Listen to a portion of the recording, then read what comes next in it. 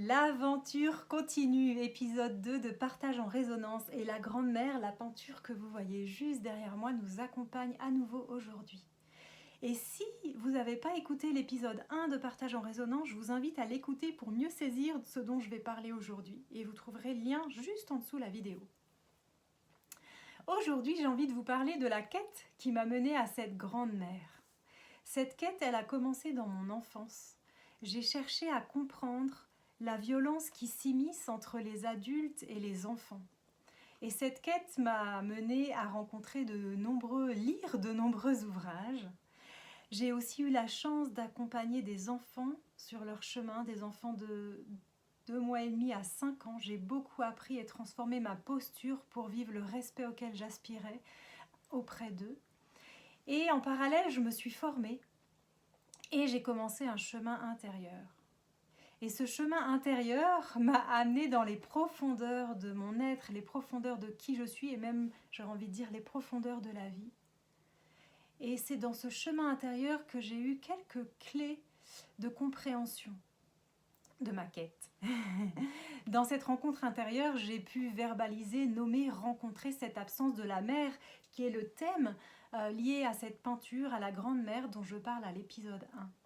Sur mon chemin de femme, dans ce cheminement intérieur, j'ai fait tout un chemin pour me réapproprier mon corps, à la fois retrouver de la confiance et de la conscience dans ce qu'il ressentait, et en même temps venir réhabiter mon bassin, retisser le lien avec mon utérus.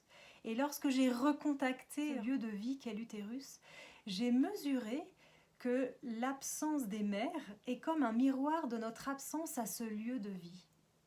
Lorsque j'ai rencontré ce lieu de vie, j'ai pu mesurer qu'à la fois il est source d'une grande puissance et en même temps il est un endroit de mémoire.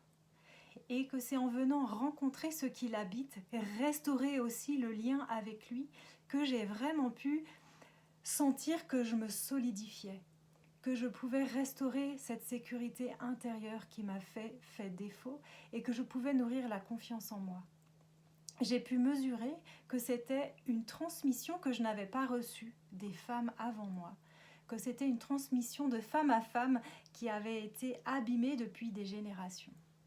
Et cette quête a ouvert une nouvelle porte sur mon chemin et je me réjouis des prochains partages en résonance qui vont chacun en fait aborder un thème à partir d'une peinture et je me réjouis de partager cela avec vous.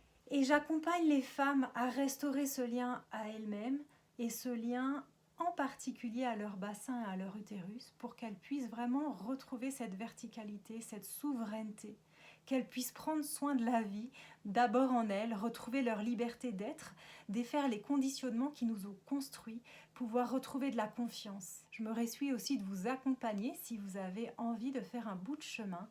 C'est un chemin qui n'est pas toujours facile, mais pour moi qui est plein de beauté. C'est un engagement envers soi. Ouais, vraiment un engagement envers soi et un engagement qui nous invite à cheminer avec beaucoup de compassion.